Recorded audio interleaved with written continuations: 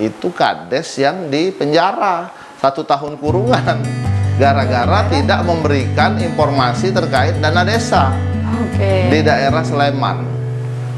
Kemudian juga ada camat yang mendapatkan pidana denda 3 juta rupiah itu di Madiun. Gara-gara tidak juga memberikan informasi terkait dengan surat keterangan tanah.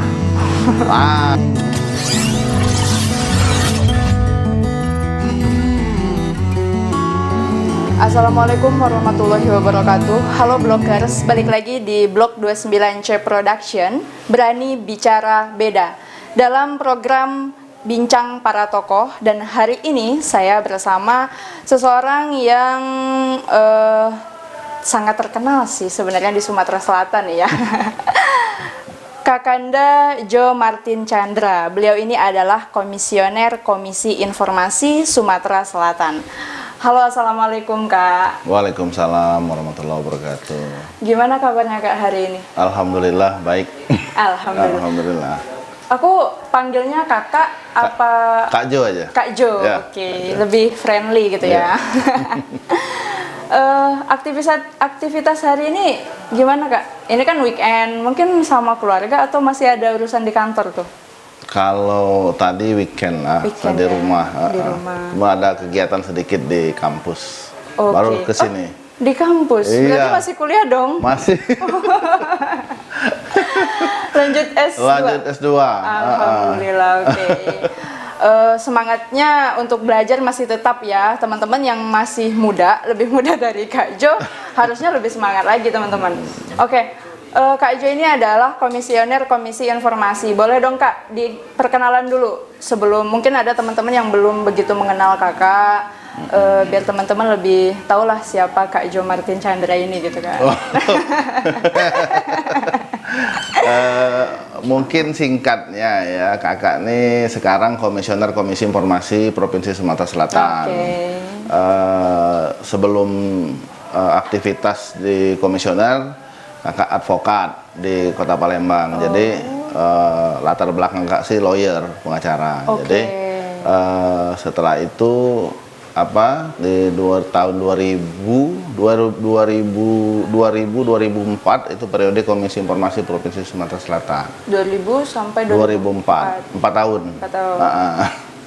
Oke, terus berkeluarga, beristri 1, anak 4. Ada rencana nambah? Jangan, bahaya. Oke. Mungkin cerita sedikit perjalanan sampai ada di titik ini dong Kak. Sekilas aja. Sekilas ya. Kalau itu kan dari tahun 2000 tuh. Kalau diceritain panjang lika-liku selama berorganisasi. Jadi Kakak kuliah di Fakultas Hukum Unsri, di FH Unsri Indralaya. Dulu tahun 2000 Kakak masuk kuliah, kemudian selesai 2005, jadi 5 tahun. Berarti lumayan. Di Komisi Informasi udah di zaman pas kuliah? Enggak, Komisi Informasi kan 2018, 2021, 2020, 2021 kan. Kakak masuk kuliah tahun 2000, keluar tahun 2005, kemudian juga sempat Kakak beraktivitas di ormas, kemudian di organisasi kepemudaan. Dulu waktu di kampus aktif di BEM, kemudian di HMI. Kader HMI juga. Kader HMI. Kebetulan Kakak di HMI dulu ketua komisariat HMI Fakultas Hukum Unsri. Terakhir Kakak sekretaris umum HMI cabang Palembang. Ini kader beratnya HMI berarti. Ya. Belajarnya dari A sampai Z di HMI. Sangat berpengaruh sekali berarti ya. Berarti di Komisi Informasi Sumatera Selatan di tahun 2020 sampai 2024. Nah, sekarang boleh dong Kak apa sih tugas dan fungsi dari Komisi Informasi itu gitu kan? Nah, itu memang banyak sekali pertanyaan terkait dengan Komisi Informasi ini, bahkan banyak yang asing mungkin ya, baru mendengar apa itu Komisi Informasi, misalkan apa kewenangannya, apa tugas dan fungsinya. Nah, jadi sedikit kakak jelaskan bahwa Komisi Informasi ini adalah lembaga negara yang dibentuk atas perintah undang-undang. Nah, jadi terbentuknya Komisi Informasi ini berdasarkan Undang-Undang Nomor 14 Tahun 2008. Jadi tentang keterbukaan informasi publik. Nah, ini sudah dimulai tahun 2010 kalau di tingkat pusat, di daerah itu 2011. Jadi periode kami ini sudah periode yang ketiga. Periode yang ketiga. Jadi sebelumnya sudah ada di tahun 2011, 2014, 2019. Kemudian sempat 1 tahun itu kosong karena seleksi, lamanya seleksi, dan baru terpilih lagi 2020, 2024. Itulah kepengurusan kami sekarang kan, periodisasi Komisi Informasi. Nah, Komisi Informasi ini tugas pokoknya itu menyelesaikan sengketa informasi. Itu gimana biar teman-teman ini nggak rancu gitu kan? Ya, jadi sengketa informasi ini adalah sengketa antara pemohon informasi dengan badan publik. Nah, jadi sebenarnya masyarakat atau kelompok masyarakat itu berhak mendapatkan informasi yang ada yang khususnya yang terkait dengan kepentingan dirinya ya, terkait dengan kepentingan dirinya. Misalnya seperti ini, kami bahas misalnya yang case yang pernah ada di Komisi Informasi Provinsi Sumatera Selatan aja ya, ada masyarakat itu mohon informasi terkait dengan surat keterangan pendaftaran tanah. Dia mau minta ke BPN surat keterangan pendaftaran tanah. Jadi dia minta ke BPN terlebih dahulu. Jadi minta ke BPN, kemudian tidak puas lah dengan yang diberikan di BPN. Waktu itu memang dijawab oleh BPN, tapi tidak sesuai dengan apa yang diinginkan. Tidak diminta. Nah, kemudian dia menyampaikan keberatan dengan atasannya, dalam hal ini kepala BPN. Masih juga tidak direspon, kemudian akhirnya dia mengajukan sengketa informasi ke kami. Nah, inilah kewenangan dari Komisi Informasi. Jadi kalau badan publik tidak memberikan atau memberikan yang tidak sesuai dengan informasi yang diminta oleh pemohon informasi, maka kami menerima sengketa. Artinya kami akan melihat apakah informasi yang diminta itu adalah informasi yang terbuka atau tertutup. Nah, jadi itu ada klasifikasinya juga nanti. Nah, jadi kalau memang ini kita panggil nanti para pihak, pemohon informasinya kita panggil, kemudian juga badan publiknya kita panggil, nah, sehingga nanti ya kita lakukan sidang adjudikasi non litigasi. Nah, jadi itu tambah pusing lagi tambah pusing kan? Jadinya. Jadi kalau sidang adjudikasi non litigasi sama seperti sidang biasa, sidang di pengadilan. Itulah makanya kami ini boleh dikatakan ya hakim sengketa informasi seperti itu. Iya benar. Berarti udah dipanggil semua, itu ada sidangnya. Itu ada sidang beberapa sidang berarti. Sidang. Kan? Jadi kakak cerita dulu sedikit bahwa informasi yang boleh diminta oleh masyarakat itu adalah terkait informasi yang dikelola oleh penyelenggara negara, dalam hal ini badan publik ya, badan publik. Jadi badan publik itu sederhananya definisinya adalah lembaga yang sebagian atau seluruh keuangannya itu bersumber dari negara. Jadi kalau dia badan swasta nggak bisa dimohonkan informasi diajukan sengketa informasi ke kita. Nah, kemudian juga atau lembaga atau badan hukum yang mendapatkan sumbangan.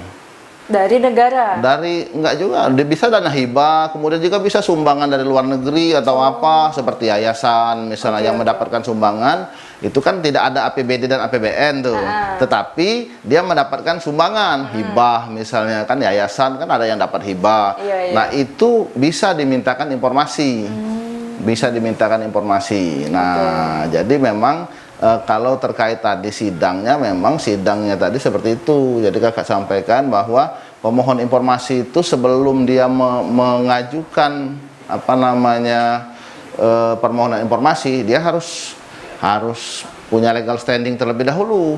Legal standingnya apa? Nah, legal standingnya ini pertama dia itu bisa mengajukan secara orang per orang. Kalau dia orang per orang, artinya syaratnya itu hanya kartu tanda penduduk, identitas. Identitas. Kemudian harus dia didukung oleh surat permohonan informasi ke badan publik yang dia tuju sebelumnya. Jadi dia itu sebelumnya harus minta terlebih dahulu ke. Jangan dulu ngadu. Jangan dulu ngadu kalau dia belum pernah minta ke badan publik yang dituju. Jadi minta dulu, dia minta ke PPID namanya. Kalau kita kan PPID itu apa, pejabat pengelola data, informasi dan data. Jadi dia bertugas memberikan informasi di setiap badan publik. Jadi informasi itu tersentral di PPID. PPID. Jadi di PPID misalnya di pemerintah daerah itu ada PPID-nya. Di pemerintah provinsi misalnya PPID-nya itu ada di Dinas Kominfo Provinsi. Jadi PPID-nya itu kepala dinas.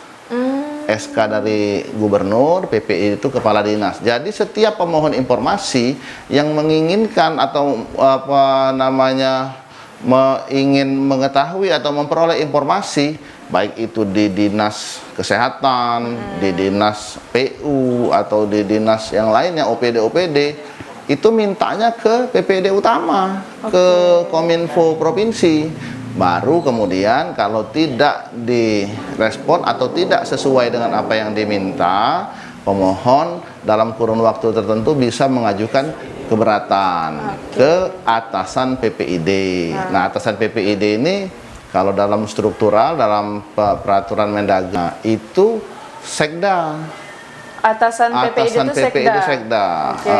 Atasan PPID itu sekda. Jadi keberatannya ke sekda. Jadi setelah dari sekda, baru kalau memang tidak direspon atau tidak baru bisa mengajukan sengketa ke kita, ke Komisi Informasi Provinsi Sumatera Selatan. Berarti banyak banget tahapan untuk sampai di Komisi Informasi ini. Ya, sebenarnya ini juga sih apa ya, kita kalau mau sengketa kan otomatis kan harus minta dulu nih informasi ke badan publik. Kalau tidak direspon baru ke kita. Memang dia tuh cuma 2 tahap, minta informasi ke PPID, kemudian atasan ke atasan PPID keberatannya, baru ke kita. Nah, setelah kita sidang nih, sidangnya sama seperti sidang pengadilan biasa. Jadi kita panggil di sidang pertama itu pemeriksaan berkas. Jadi kita itu namanya kalau di PT-UN itu dismissal proses.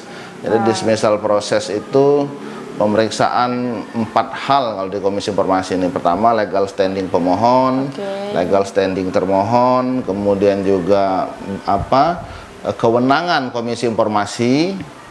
Yang terakhir itu jangka waktu, apakah daluarsa atau prematur, masuk nggak dalam range waktu yang ditentukan oleh Komisi Informasi untuk biar dia mengajukan sengketa itu.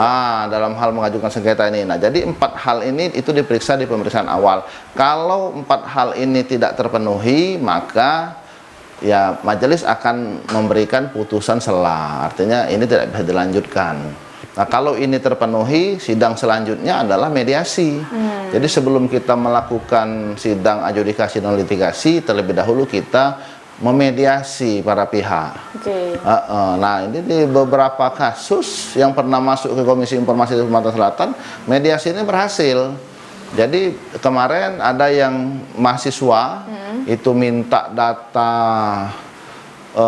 masalah perusahaan ya, izin perusahaan asing yang yang ada di Muara Enim. Oke. Di PTSP Muara Enim dia mengajukan informasi ke Muara Enim, cuman itu sampai terjadi sengketa, artinya dia tidak direspon ya oleh Muara Enim. Jadi kita panggil, begitu kita panggil, akhirnya ya Pemkab Muara Enim, PTSP-nya, PPD utama itu memberikan data yang diminta karena kesalahpahaman saja waktu itu.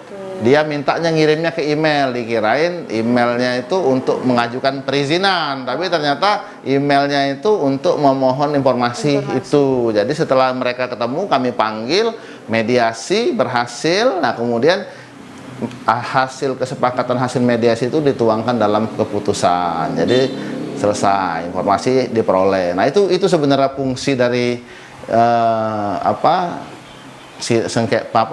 persidangan komisi informasi. Nah, jadi sebenarnya banyak sekali yang bisa dikritisi oleh masyarakat, diminta oleh masyarakat.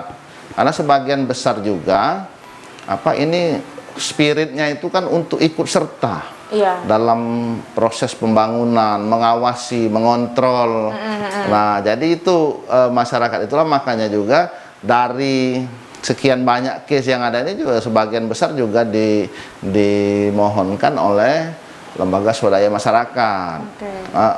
Ya, menurut mereka ya tugasnya kan mengontrol pemerintahan, jadi mereka berhak tahu terkait dengan laporan keuangan, anggaran dan sebagainya. Bagus juga sih menurut saya, cuman jangan kita ini dijadikan stempel untuk melegitimasi apa yang dilakukan oleh kawan-kawan, kan?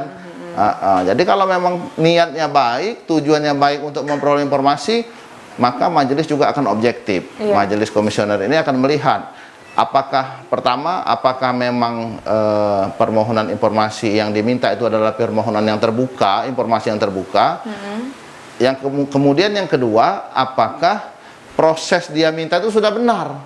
Nah, kalau dua hal ini sudah terpenuhi, kita perintahkan kepada badan publik untuk memberikan informasi yang diminta, seperti itu. Nah, sebelum kita jauh tentang komisi informasi nih, sebenarnya komisi informasi ini kan tadi dari undang-undang tuh kan, dari itu berarti SK-nya dari kementerian. Benar Kak? Kalau kita Komisi Informasi Provinsi Sumatera Selatan ini memang dibentuk berdasarkan undang-undang ya, pusat. Jadi dia tuh hierarki, pusat ada Komisi Informasi Pusat, Komisi Informasi Provinsi. Nah, dan boleh dibuat di kabupaten kota. Nah, cuman untuk di Sumatera Selatan itu belum terbentuk Komisi Informasi Kabupaten Kota. Karena seperti ini, karena di dalam aturannya, dalam undang-undang, kemudian dalam peraturan Komisi Informasi terkait dengan pendanaan kegiatan lembaga ini itu dibiayai oleh provinsi, kalau yang tingkat provinsi. Jadi dia APBD provinsi dan anggaran ini melekat di Kominfo. Anggarannya melekat di Kominfo. Kalau pusat itu di Kementerian Komunikasi dan Informasi. Jadi dia sebenarnya hubungannya itu ya tidak seperti hubungan lembaga-lembaga vertikal lain seperti KPU, Bawaslu kan dia langsung kan ke atas. Nah, kalau ini enggak, dia beban anggarannya ke anggaran provinsi. Dan masuknya ke Dinas Kominfo. Masuknya ke Dinas Kominfo. Seperti itu. Nah, di Komisi Informasi Sumatera Selatan ini kan kakak 2020 kan, ini 2022 berarti udah 2 tahun. Udah 2 tahun. Nah, itu udah berapa banyak sengketa yang dihadapi tuh kak? Kalau waktu kita masuk itu di 2020 itu ada 110 sengketa. Di tahun 2020? 2020, karena di 2020 itu kan sempat setahun nih stagnan, jadi kasusnya itu, perkara itu numpuk. Jadi kita selesaikan. Jadi dari 110 itu kita register sebanyak 35 perkara, 35 sengketa. Karena memang selebihnya sekitar 80-an itu, 85 ya, itu tidak memenuhi syarat yang berkas yang menumpuk itu. Jadi yang kita selesaikan itu cuman 35 sengketa. Nah, itu ada yang diputus, kemudian juga ada yang diputus sela, ada yang mediasi, ada yang dicabut dan ada yang digugurkan. Jadi lengkap itu putusannya. Nah, di tahun 2021 kemarin rilis di kakak kebetulan bidang penyelesaian sengketa informasi. Jadi memang bidang kakak ini kan. Jadi di sana ada sudah 40 sengketa sudah masuk di 2021. Di 2021. Jadi sebenarnya tuh hampir-hampir sama lah ya. Kemarin 35, ini 40. Tapi kalau menurut kakak memang masih rendah, mengingat tingkat pengajuannya ya. Provinsi Sumatera Selatan ini kan besar, penduduknya banyak, kemudian kabupaten kotanya banyak, dan pengajuan informasinya cuman 40-an. 40-an. Nah, ini kalau kita mau ini ada dua kemungkinan loh. Yang pertama, apakah memang badan publik itu sudah terbuka sehingga tidak ada sengketa informasi. Benar. Atau yang kedua, masyarakat tidak tahu. Wah, itulah bagian apa kita diskusi dialog di sini juga kan mungkin bagian dari sosialisasi ke masyarakat, agar masyarakat tahu ada lembaga ini loh, bahwa masyarakat itu berhak atas informasi apapun.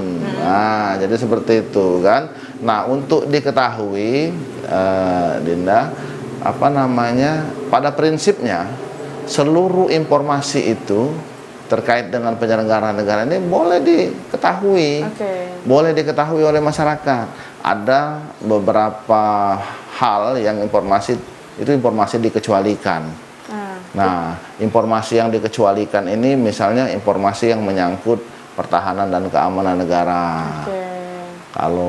Kalau berbicara kapasitas misalnya alutsista kita, ada yang meminta berapa banyak pesawat tempur kita, berapa banyak ini cadangan pasukan kita. Nah, itu tidak bisa diberikan, itu informasi yang tertutup. Kemudian informasi yang menyangkut pribadi. Informasi yang menyangkut pribadi ini ya bisa KTP, identitas lainnya, nomor rekening misalnya kan. Tapi kalau nomor rekening kayaknya nggak boleh. Jadi itu informasi pribadi yang menyangkut pribadi kita kan. Nah, kemudian juga informasi yang terkait dengan proses penyidikan oleh pihak penyidik misalnya. Itu informasi yang tertutup. Informasi yang terkait dengan penyidikan, kemudian informasi yang dapat menyebabkan huru-hara, informasi yang dapat merusak hubungan antar negara, kemudian juga informasi yang dapat menyebabkan persaingan ekonomi yang tidak sehat. Nah, itu tidak boleh. Jadi ada di pasal 17 Undang-Undang KIP 14/2008 itu disebutkan poin-poinnya. Itulah yang kakak sebutkan barusan. Jadi memang selain dari informasi-informasi itu, prinsipnya itu boleh diberikan, dibuka. Misalnya masyarakat pengen minta laporan dana desa dari misalnya desa A misalnya, boleh. Mau minta laporan keuangan PT Pusri misalnya, boleh. Tapi dengan syarat bahwa itu sudah didokumentasikan. Artinya itu sudah diperiksa, sudah diaudit, dan sudah diberikan laporan, sudah dalam bentuk laporan. Nah, jadi selain dari menyelesaikan sengketa informasi, sebenarnya tugas utama Komisi Informasi ini mendorong keterbukaan informasi publik. Nah, itu mendorong keterbukaan ini ya agar pemerintahan ini tercapai pemerintahan yang baik, pemerintahan yang bersih, dan juga pemerintahan yang katakanlah ya tidak korupsi seperti itu kan. Nah, jadi tujuannya itu partisipasi masyarakat dalam mengontrol pemerintahan itu seperti itu. Spirit undang-undangnya dibuat tuh seperti itu dulunya. Nah, terus mengenai kayak tadi contoh yang mahasiswa tadi kan, mahasiswa tadi minta informasi data izin perusahaan tambang ada salah. Nah, itu tanggapan kakak sebagai Komisi Informasi nih ya, yang pada saat mediasi ternyata ada kesalahpahaman di situ. Nah, itu tanggapan kakak terhadap lembaga publik itu gimana tuh? Karena kan harusnya di email kan, harusnya kan dibaca gitu kan, nggak langsung gitu. Iya, itulah makanya kita kayak tahun kemarin kami komisioner Komisi Informasi dalam hal ini sudah melakukan sosialisasi ke kabupaten kota se-Sumatera Selatan, kemudian juga ke beberapa badan publik lainnya untuk menyampaikan bahwa keterbukaan informasi ini tuntutan, bukan hanya kewajiban undang-undang dipenuhi, kemudian kan ada ya kalau untuk menciptakan pemerintahan yang baik, yang bersih itu kan salah satunya keterbukaan. Nah, keterbukaan ini adalah dibentuk PPID, ada surat dari Kemendagri, SK Mendagri itu seluruh daerah harus membentuk PPID. Itu dibentuk PPID-nya, tetapi sayangnya itu pejabat PPID yang bersangkutan tidak tahu. Ada saja pejabat yang bersangkutan itu tidak tahu kalau dia itu PPID-nya. Itu pernah kejadian itu. Saya pernah tanya waktu kakak jadi majelis, ibu tahu nggak kalau ibu ini pejabat PPID? Nggak tahu pak. Nah, jadi itu yang kami juga harapan kami dengan Dinas Kominfo Kabupaten Kota itu agar kita bersinergis, karena kerja ini nggak bisa dilakukan oleh sendiri-sendiri. Jadi harus sama-sama. Nah, kayak yang tadi kan ya, kita semestinya badan publik itu harus menyiapkan pojok PPID-nya, dia harus menyiapkan belangko permohonannya. Sebenarnya kalau memang aktif, kalau memang berfungsi dengan baik, media centernya atau PPID-nya itu, di PPID itu disiapkan belangko permohonannya, kemudian ditanya identitas pemohonnya, informasi yang diminta apa, kemudian nanti akan diteruskan ke OPD atau dinas yang diminta, seperti itu kan. Nah, jadi memang hari ini kita terus mendorong agar daerah atau badan publik lainnya di luar pemerintahan daerah juga, kayak sekarang kita meminta desa ya. Desa itu jadi perhatian khusus, karena memang banyak dana yang dikelola oleh pemerintah desa. Hari ini di Komisi Informasi itu untuk tahun 2022 ini sudah ada 3 desa yang dimohonkan informasi. Jadi jadi itu sudah kemarin juga banyak periode tahun 2021 kemarin ada beberapa desa juga, karena memang ini disorot oleh masyarakat. Jadi di pemerintahan desa juga kita minta segera dibentuk PPID. Itulah makanya kami selalu setiap kami ke daerah, kami sampaikan kepada Pak Bupati, Pak Wali Kota, mohon kerjasamanya dengan PMD juga, dengan Dignas juga, karena yang paling sering ini adalah desa, OPD, dan juga sekolah. Kepala sekolah yang dimintakan informasi. Jadi 3 ini yang paling sering dimintakan informasi sengketanya. Jadi seperti itu. Jadi kalau selama ini ya memang sudah kita selalu mendorong pemerintah kabupaten kota itu untuk terbuka. Gitu. Ada nggak sih Kak kayak bukan rencana sih, kayak ada ini untuk komisi informasi ini dibuka di kabupaten kota? Kabupaten kota. Sebenarnya itu tergantung pemerintah daerahnya. Jadi karena memang beban pembiayaan anggaran itu ada di daerah masing-masing. Misalnya di daerah itu mau membuat komisi informasi ya. Nah, itu DPR-nya, bupati atau wali kotanya itu harus ya siap. Jadi jangan sampai tahun ini ada, nanti 4 tahun selanjutnya hilang. Itu harus komitmen dan konsisten. Dan itu juga harus dilihat juga faktor-faktor yang menunjang untuk membuat komisi informasi. Jadi misalnya di beberapa daerah yang jauh misalnya itu sengketanya banyak.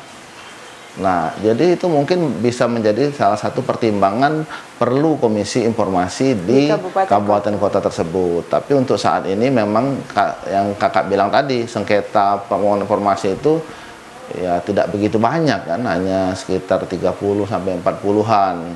Jadi masih bisa dihandle oleh Komisi Informasi Provinsi Sumatera Selatan. Tapi kalau memang ada berkeinginan, pemerintah daerahnya siap, ya kita akan komunikasikan dengan KI pusat. Oke. Berbicara tentang Komisi Informasi, tadi udah bahas ke kabupaten kota juga. Nah, tadi kan ada beberapa tahapan, ada sidang yang pertama, yang berkas, sidang kedua, terus nanti ada sampai di putusan. Nah, di akhir kalau memang misalnya masih ada permasalahan, masih entah itu pemohon atau termohon masih bisa menggugat atau enggak? Nah, kalau kayak itulah tadi kita kan adjudikasi non litigasi. Oke. Jadi kalau setelah majelis komisioner itu menjatuhkan putusan, maka sesuai dengan ketentuan undang-undang, putusan dari majelis komisioner Komisi Informasi ini bisa dimohonkan keberatan. Oh. Jadi pengajuan keberatannya itu bisa diajukan ke Pengadilan Tata Usaha Negara untuk badan publik badan publik negara, atau dia ke Pengadilan Negeri itu ke badan publik yang non negara. Oke. Misalnya kalau dia di pemerintahan desa, OPD atau di BUMD misalnya, itu pengajuannya ke PT UN. Nah, tapi kemarin kita ada yang swasta, ada yayasan kemarin, yayasan LBH Sejahtera kemarin kan. Nah, jadi itu diajukannya keberatannya itu di pengadilan negeri. Oh, berarti masih berlanjut ya? Iya, jadi putusan kita itu di PN itu bisa dikuatkan, di PN atau di PT UN itu bisa dikuatkan atau dibatalkan. Nah, itu bisa juga sampai ke kasasi. Jadi berarti habis pengajuan di pengadilan, dia langsung kasasi kalau memang masih tidak menerima putusan yang bersangkutan. Nah, di kasasi itu inkrah. Jadi putusan kasasi itu sudah inkrah. Artinya misalnya ada pemohon informasi nih, putusannya misalnya menguatkan putusan kasasi ya, menguatkan putusan Komisi Informasi Provinsi Sumatera Selatan untuk katakanlah memerintahkan badan publik memberikan informasi yang diminta. Nah, kalau sudah dia dikasasi, itu bisa dieksekusi, dimintakan eksekusi putusan tersebut di pengadilan. Nah, kalau sudah di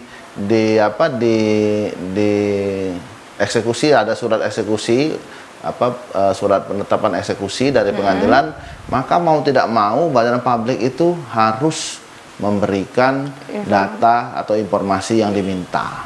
Nah, setelah lanjut ke pengadilan berarti itu ada pidananya nggak? Bisa, tapi kalau pidananya, kalau misalnya badan publik nih yang bersangkutan tidak bisa memberikan, tidak mau informasi walaupun sudah ada penetapan pengadilan, pemohon informasi ini bisa menjadikan penetapan eksekusi ini sebagai bukti awal ke kepolisian untuk LP bahwa yang bersangkutan sudah melakukan tindak pidana keterbukaan informasi. Nah, jadi itu nanti prosesnya berjalan lagi sesuai dengan mekanisme peradilan umum. Iya, benar. Pidana jadinya kan. Nah, jadi pidana tetapi tetap dia menggunakan Undang-Undang 14 2008 sebagai untuk melaporkan deliknya. Jadi kakak sampaikan bahwa ada di daerah di luar kita ya, di Jawa itu kades yang dipenjara 1 tahun kurungan gara-gara tidak memberikan informasi terkait dana desa di daerah Sleman.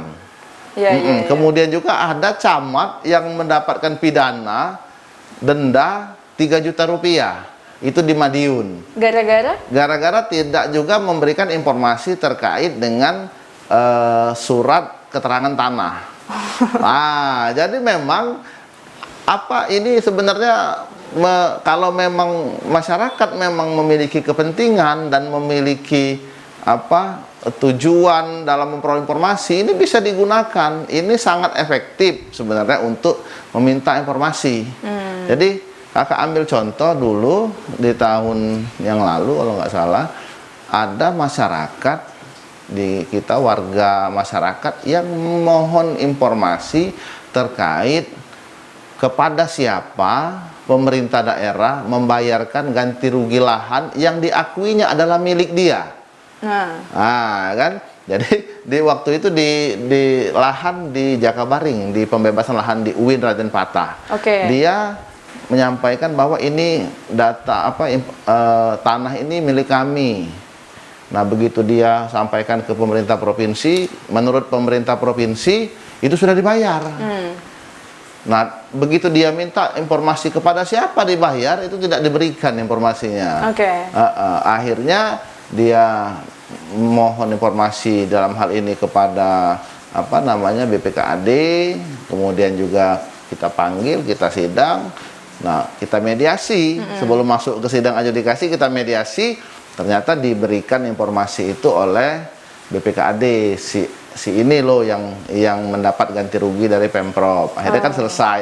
Nah, sehingga dia bisa melakukan langkah hukum lainnya. Apakah dia mau gugat melaporin orang ini, melaporin orang ini, atau dia mau gugat Pemprovnya, kan? Nah, itulah guna kita komisi informasi ini.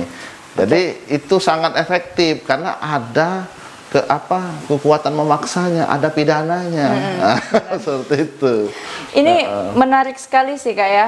Kayak sebenarnya mungkin teman-teman juga sedikit asing nih ya sama komisi informasi, mungkin baru dengar atau mungkin baru di Blok 29 C Production baru tahu adanya komisi informasi. Nah, karena mungkin teman-teman yang udah tahu tapi pemikirannya tuh kayak gini, Kak. Komisi informasi ini sama halnya kayak Kominfo. Jadi komisi informasi ini pemberi informasi, terus penyaring informasi, terus ya yang sama lah tugasnya. Itu gimana tuh, Kak, tanggapan Kakak terhadap pemikiran-pemikiran yang Nah, itu dia masalahnya. Jadi memang selama ini kita itu dianggapnya seperti itu, padahal sangat berbeda, sangat berbeda. Kalau corong itu Kominfo, yang menjadi humas, yang menjadi corong ke masyarakat itu Kominfo. Kalau komisi informasi ini tadi, pertama tugas dia itu menyelesaikan sengketa informasi, yang kemudian ya yang juga bagian dari itu adalah mendorong keterbukaan informasi. Jadi ialah salah satunya sosialisasi terhadap keterbukaan informasi ini. Nah, itu yang harus dilakukan. Jadi kalau komisi informasi ini sebagai PR, sebagai ini untuk corong, itu anggapan yang keliru dari masyarakat. Jadi ini benar-benar edukasi yang sangat bagus, teman-teman ya. Jangan lagi berpikir bahwa komisi informasi ini adalah pemberi informasi, tapi adalah tempat ngadunya orang yang nggak dapat informasi. Mungkin lebih awamnya gitu sih, biar mudah dimengerti kan. Nah, betul. Sekarang menurut Kak Jo sendiri nih ya, untuk informasi ini keluar dari komisi informasi nih, untuk informasi di Sumatera Selatan. Nah, keterbukaan yang sudah dilakukan oleh badan publik ya. Menurut Kak Jo udah seberapa besar atau berapa persen sih gitu kan? Kalau kita ngomong ini kan harus ada alat ukurnya. Benar. Jadi kalau pemerintah Provinsi Sumatera Selatan, artinya ini badan publik yang di bawah pemerintah Provinsi Sumatera Selatan ya, pemerintah Provinsi Sumatera Selatan, kemudian juga kabupaten kota. Itu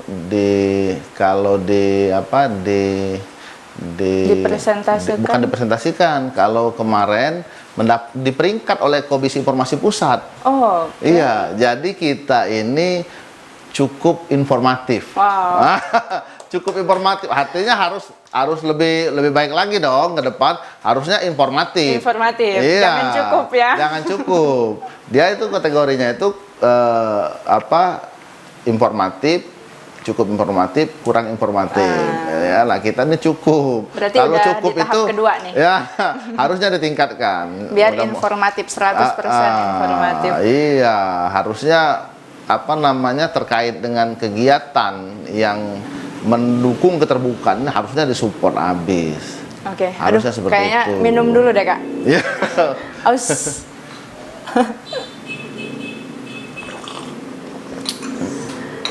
Oke, nah sekarang berbicara tentang informasi ini ya. Informasi ini mungkin keluar dari Komisi Informasi, Kak. Sekarang kan banyak banget tuh informasi hoax dan lain sebagainya. Nah, itu tanggapan atau pandangan Kakak terhadap informasi-informasi yang tersebar seperti itu gimana, Kak? Ya, kalau itu sih sebenarnya memang bukan masuk ke kewenangan kita ya, tetapi kami juga mengimbau sebenarnya kepada masyarakat karena memang hari ini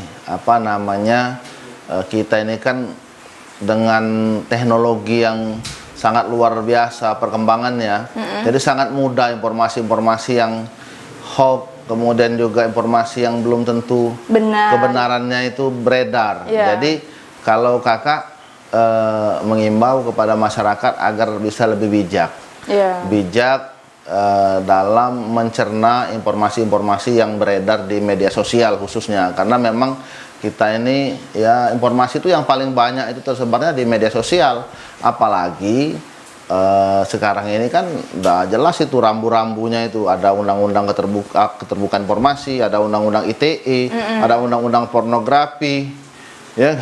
Jadi masyarakat tuh sangat mudah sekali bisa terjerat pidana terkait dengan kadang-kadang cuman kelalaian, kemudian salah ucap atau salah posting, salah ketik. Nah, apalagi yang jelas-jelas itu menyebarkan informasi bohong.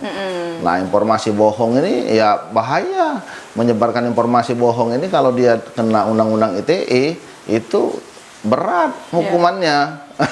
Informasi ini kan. Nah, jadi memang sedari dulu juga sudah diatur sebenarnya menyebarkan informasi yang tidak benar itu ada hukumannya. Ada hukumannya.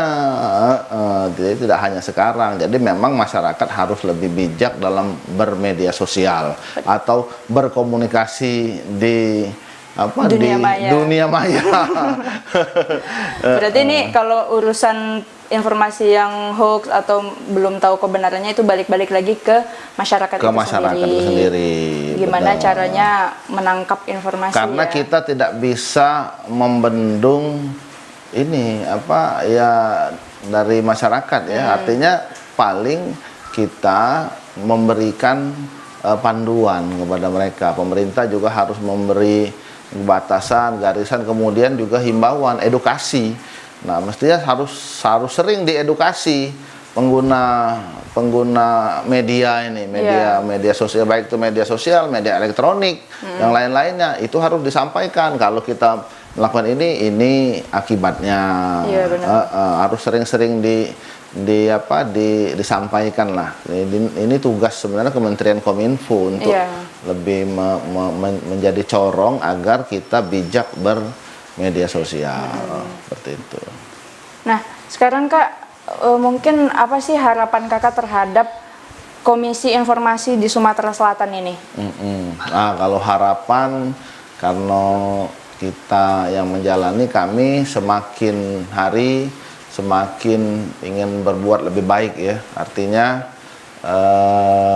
dengan anggaran yang terbatas pun kami selalu bersosialisasi, selalu beraktivitas, selalu juga menginginkan yang terbaik untuk lembaga ini.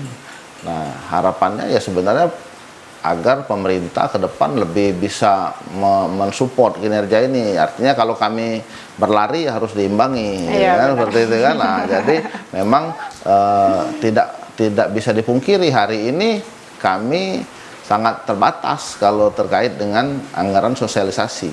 Iya, benar sekali, karena mengingat bahwa informasi tentang Komisi Informasi ini sangat minim. Iya, kan? mestinya kan ada di baliho gitu kan. Di pojok-pojok kota itu ada pemberitahuan. Benar banget. Minimal tahu masyarakat lembaga ini.